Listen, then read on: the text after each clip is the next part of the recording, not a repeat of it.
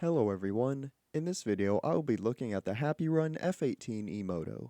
This bike has a 60 volt 30 amp hour battery and 6,000 watts of power, so it should be pretty fast.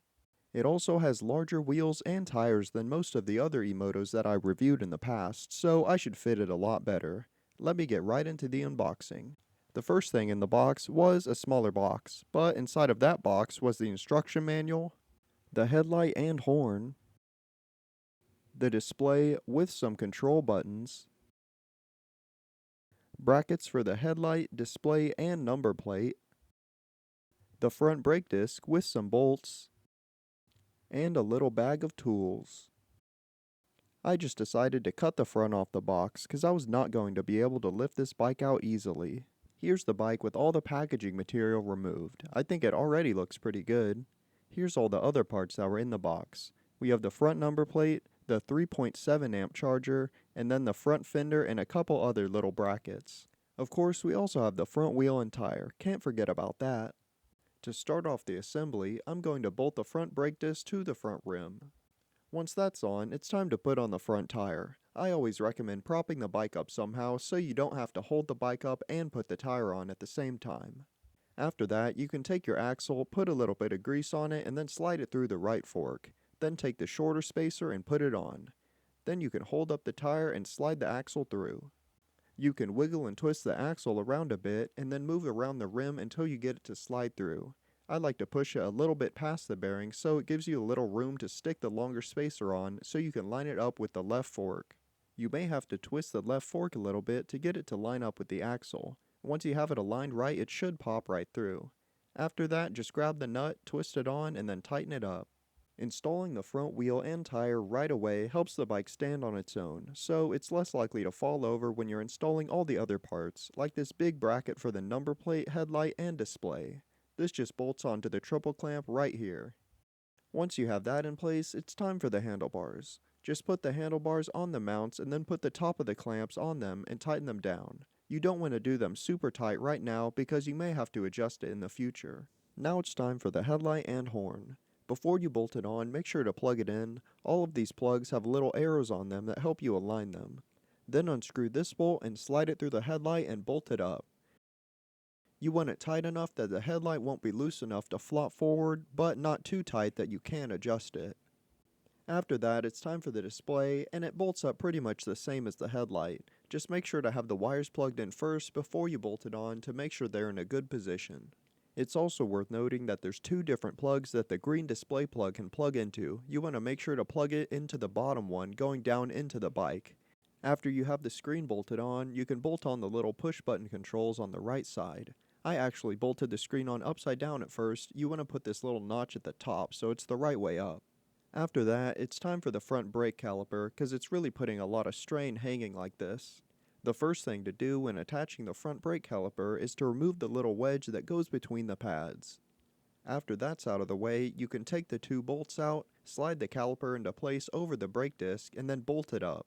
After I did this, I realized that this protective tube that was over the brake hose was causing it to bend a lot right at this mount, so I undid the mount real quick and moved the protective cover up over the mount and then retightened it on, just like this. This should be a lot better setup for the brake hose since it isn't being bent where it's clamped into the mount.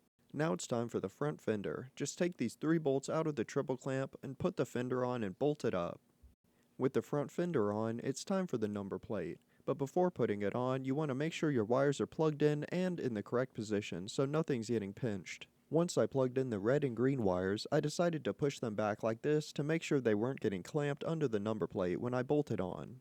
After that, I can grab the number plate and put the brake hose into the little slots on the side to make sure it goes in the correct position. Then put it down into the little holes on the front fender and then line up the bolt and bolt it on. Now it's time for the tail light, turn signal, and license plate mount. You just want to take the 2 nuts off, then slide it through and screw the nuts on the other side. I'm not going to use a license plate ever, so I'm not going to bolt the license plate holder on, just the tail light and turn signals. With that bolted on, there's only 2 more parts to add. These little spacers that space out the plastic from the frame, they go right here. Now, that's the end of the assembly, but I'd recommend checking that everything is tight, even the parts you didn't assemble. On my bike, the rear fender wasn't tight and all the bolts holding the battery on weren't tight, so make sure to tighten those up and anything else that you find that's loose. Now that that's done, it's time for my first impression of the bike. I like the color scheme, it really pops with how bright it is with all the orange, yellow, and gold. As I mentioned at the start of the video, this bike has larger tires than what I'm used to on the bikes that I review. This bike has a 17-inch front tire and a 14-inch rear tire, which is so much bigger than the 14-inch front and the 12-inch rear that I'm used to. It doesn't seem like a lot, but it really does make a big difference. I like how the top of the bike has normal plastics like any other dirt bike or Emoto, but then the bottom of the bike has no plastics, just showing off the big motor and battery. This makes it look like it's embracing its Emoto identity instead of trying to look exactly like a gas dirt bike. The tires look like standard dirt bike tires, there's nothing much to say about them. I think it's about time I fire this thing up and see what it'll do. You have to switch the battery on first before turning the display on by holding the power button. After that, you can click up to whatever mode you want to ride in.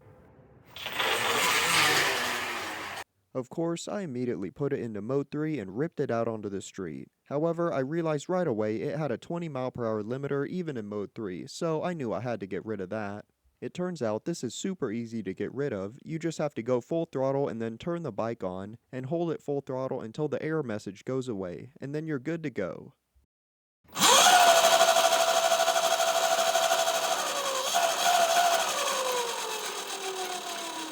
I couldn't test out this newly unlocked speed because it got dark, but this gave me a good opportunity to test the headlights. As you can see, they're super bright and they're yellow and white, which I guess is fine. The tail light is also super bright and it lights up the rear fender like it's glowing red hot. The brake light also flashes when you're hitting the brakes. The turn signals go all the way from one side to the other side, which I haven't seen before and I think it's pretty cool, but I think it might be hard to tell where you're turning when you're also hitting the brakes. It was pitch black at this point, so I went ahead and rode home and downloaded the Town Electric app to connect to the bike and make sure all the settings were ready to go. I turned the amps up to 100, then calibrated the throttle voltages and the speedometer. I tried to change some other settings like the acceleration and deceleration time and the regen current, but they weren't able to be changed. I found a max output frequency setting, which I assumed would increase the motor RPM when it was increased, so I tripled the value and it definitely increased the RPM.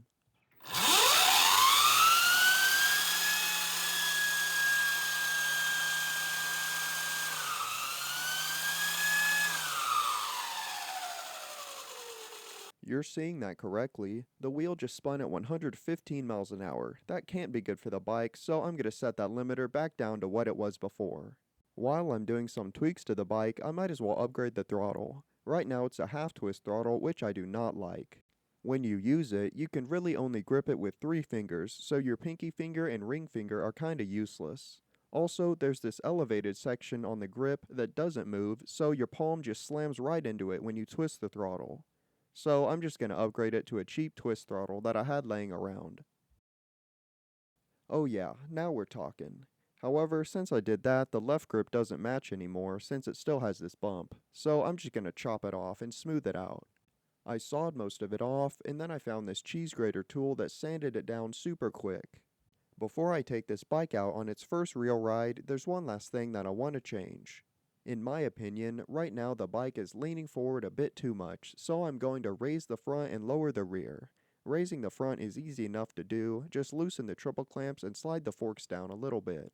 This will also help the tire not hit the front fender as much. Lowering the back is also pretty easy, you just have to unscrew the 2 fancy looking nuts on the shock to make them go higher up, then tighten them back down. I don't have the tool for this, so of course I'm just going to use some channel locks. Doing this didn't make a huge difference, but I think it was still worth doing. Now it's time to get to the ride.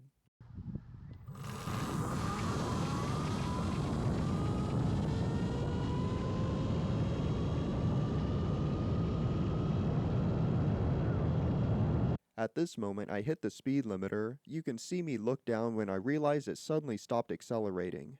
I should have known to put this higher since it was only spinning the wheel at 48 miles an hour when I had the stock limiter. So I went ahead and put the limiter at like 70 miles an hour so it wouldn't limit anything. Then it was time for another run. This run was faster, but I didn't get the exact speed since my phone fell out of my pocket when I was about to hit 50. However, I can confirm this bike will definitely go over 50, and I even hit 55 on a downhill going back to the riding area. Now it's time to take this bike off-road, where it's meant to be ridden.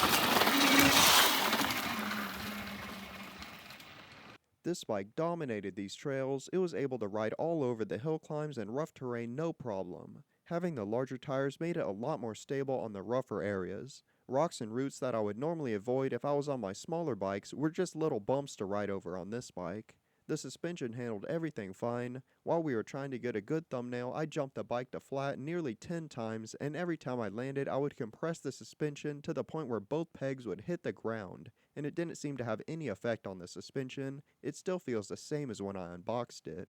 It's crazy to me just how easy to ride these bikes are compared to normal gas dirt bikes. In this background footage, I'm riding with one hand because I'm holding the Insta360 selfie stick, and as you can see, I can just go straight up a little hill climb just by leaning forward and hitting the gas, no problem.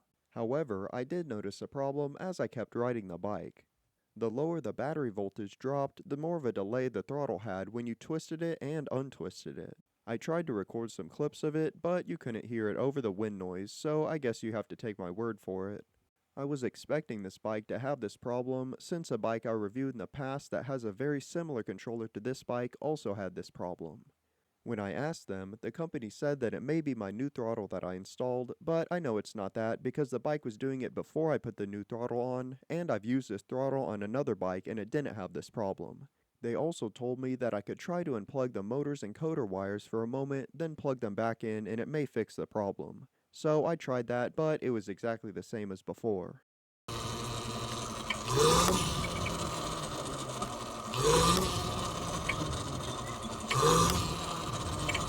The bike is definitely still rideable, but if you wanted to do wheelies, this throttle delay would make it really difficult. So I'm just gonna swap the controller like I did on that other bike. My controller of choice is a 100 amp far driver, encoder version of course, cause I learned my lesson on the last bike I swapped. I drilled 4 holes to bolt it on and then bolted on all the power wires. I rigged up a throttle and then plugged in the battery to make sure it worked.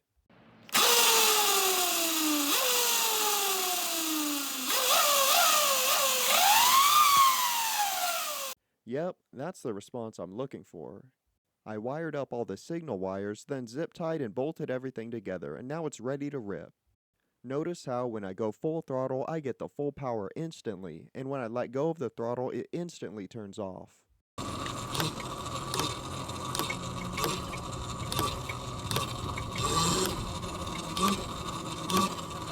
This makes it way easier to do wheelies.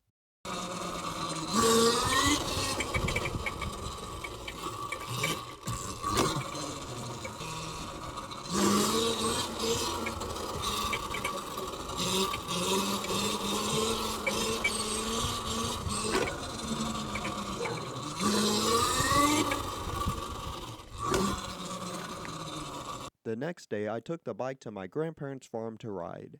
I didn't film because I was with friends and we were doing a lot of other stuff besides riding, but I can tell you that the bike did excellent. The battery lasted the entire day and everyone who tried the bike rode it with no problems. I'm definitely going to keep this bike for a while as my main bike, at least until I finish building my CR250. If you want to know more about this bike and maybe get one for yourself, I'll leave an affiliate link in the pinned comment and description. Speaking of that link, when I went to the website to go get it, I saw that they actually have a version 2 of this bike available. It looks like it has some extra features such as a magnetic kill switch, an NFC card reader so no random people can ride away with your bike, a reverse button, and if you zoom in on the picture you can see it has a full twist throttle, so this could definitely be a better version of this bike to buy. I don't know about any throttle delay issues though. Anyways, that's it for this video. This has been my review of the Happy Run F18 electric dirt bike. Thanks for watching.